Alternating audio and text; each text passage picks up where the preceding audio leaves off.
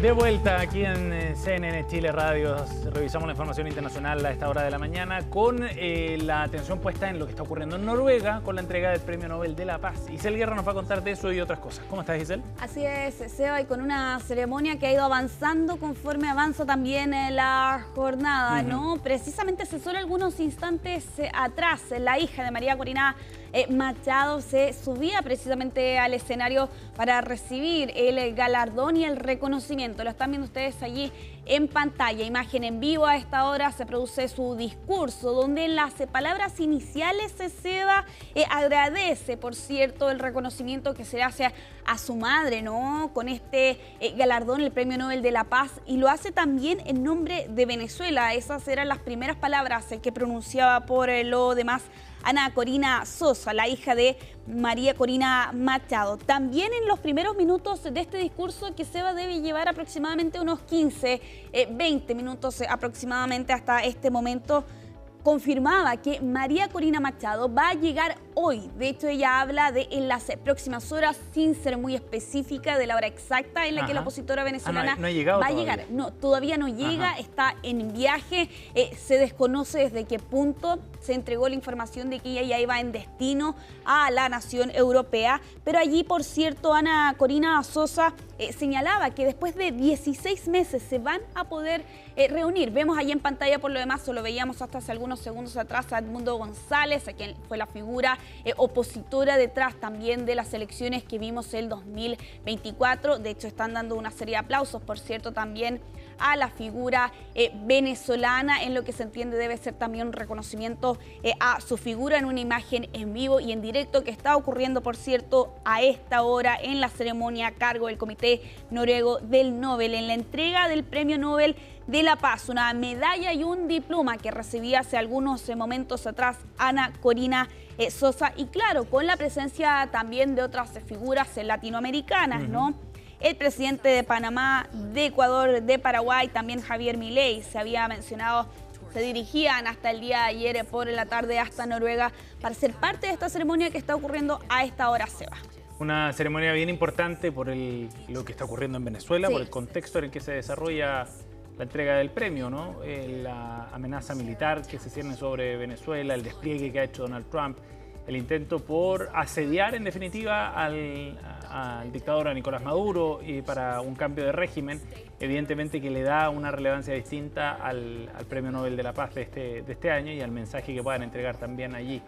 Queda la duda todavía, Isel, eso sí, respecto a las razones por las que Corina Machado no alcanza a llegar a la entrega del premio o no está en el lugar recibiendo el premio directamente. No queda para nada claro, no había una aplicación tampoco, pero digo que es un asunto relevante para entender cuáles fueron los motivos, ¿no? Si son razones de seguridad o de otra índole los que le impidieron, porque si logró salir de Venezuela, que era lo que se entendía más difícil, y logra llegar hasta Noruega, es raro que no esté en la entrega del premio. Claro, sin duda, y teniendo en cuenta además el contexto que ha vivido María Corina Machado, ¿no? Por cierto, durante todos estos meses en clandestinidad. Recordemos que ella solo estuvo en las afueras de este lugar, no en específico, en enero de este año, un par de horas para ser parte de una movilización que se estaba registrando y era convocada en medio de una nueva y renovada presión, por cierto, hacia el régimen de Nicolás Maduro.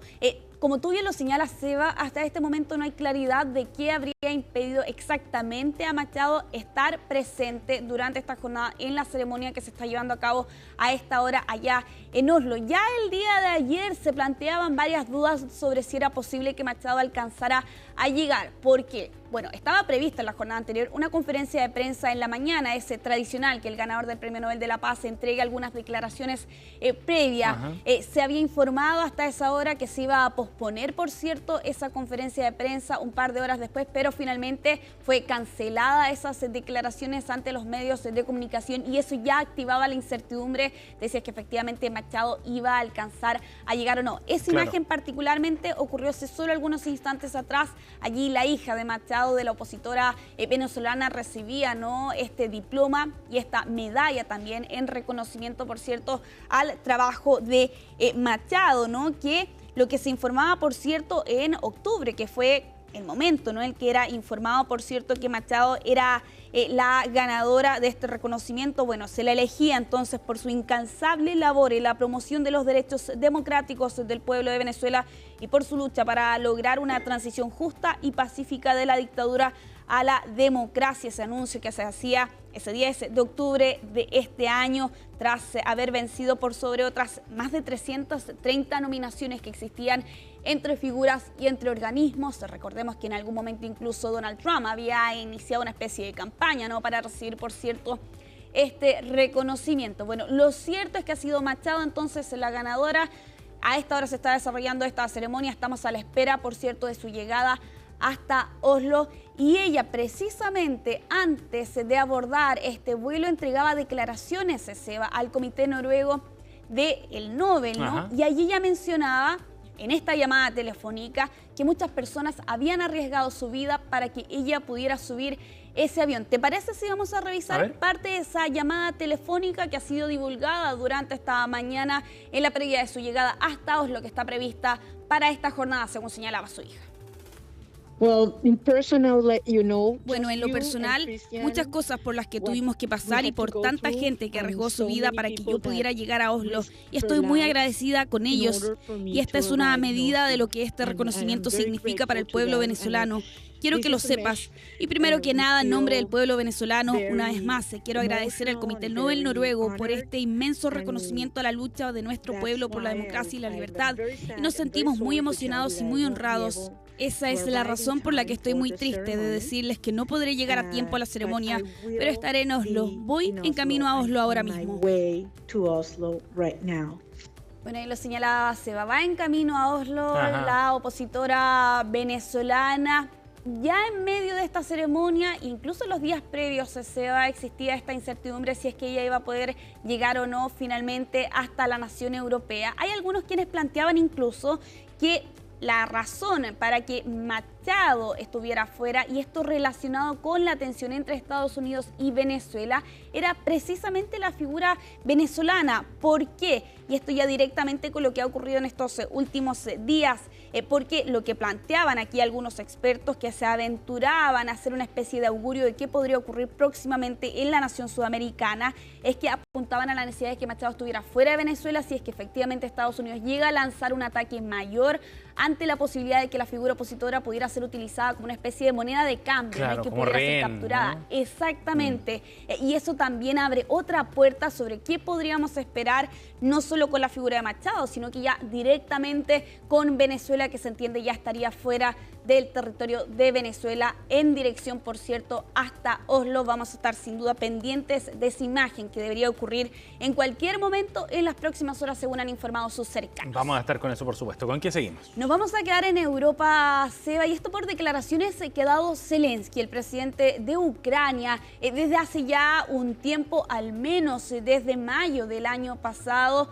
Ha existido cierta presión, particularmente desde Rusia, ¿no?, para que se celebren elecciones en Ucrania, ¿no?, en medio de un conflicto. Recordemos que esta nación está bajo la ley marcial, eso impide la realización de estos comicios, pero ahora Zelensky ha abierto la puerta a la posibilidad de realizar esas elecciones. Ajá. De hecho, habla de un plazo entre 60 a 90 días para realizar comicios en la nación europea, pero con una condición: que los aliados puedan garantizar la seguridad de la votación.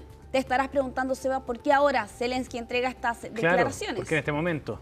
Bueno, y eso es a raíz de unas declaraciones que entregaba el presidente de Estados Unidos, Donald Trump, en una entrevista a Político, donde lanzaba varias críticas a Zelensky, que, ojo, no son nuevas. De hecho, cuando Zelensky visitó la Casa Blanca a comienzos de este año, fue objeto de duras críticas en ese intercambio sumamente incómodo que vimos, por cierto, allí en la Casa Blanca particularmente. Y ahora Trump señalaba que el liderazgo ucraniano estaba usando la guerra como excusa para no celebrar las elecciones y que es hora de que el país vaya a las urnas, señalaba Trump en esta entrevista que era divulgada durante esta semana. Bueno, Zelensky ha rechazado que se esté aferrando al poder, dijo que la seguridad era su principal preocupación y claro, habrá que ver si esto efectivamente abre la puerta o no para que Ucrania vaya a las urnas en medio de una guerra. Claro, con todas las complejidades que supone, ¿no?, el Sí. escenario de guerra para el desarrollo de cualquier elección que debe ser en condiciones relativamente normales. Claro, y con también las preocupaciones que hay sobre cómo alguna figura se puede alzar sobre otra precisamente en el contexto... En un momento crítico. Exactamente, sí. Y con Rusia realizando ataques, por cierto, a este país, esto de cara a la seguridad de los propios votantes, pero también de la democracia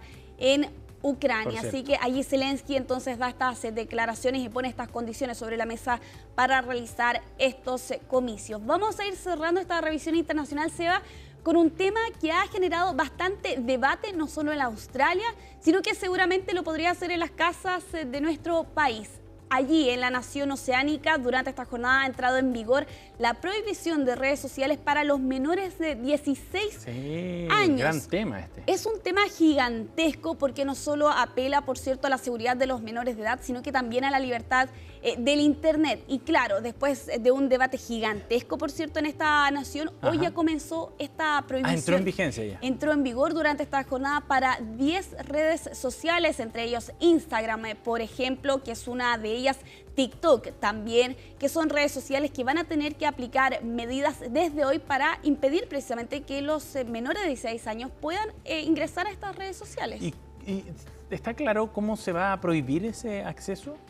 ¿Cómo se va a limitar? Ahí cada red social va a tener que aplicar sus propias fórmulas con la medida de suspender o de plano cancelar las cuentas. Lo que se ha conocido es que, bueno, cuando uno ingresa a una red social, por cierto, uno pone la edad que tiene y ese aparentemente sería el primer filtro. Pero ¿cómo comprobar que la edad es la real? Esa es la gran pregunta que queda sobre cómo las redes sociales, cada una va a tener que hacer ese filtro y cómo lo va a hacer, con alguna identificación, por ejemplo, algún documento oficial que dé cuenta de la edad que tiene una persona para poder ingresar, ¿no? Por cierto, a estas redes sociales.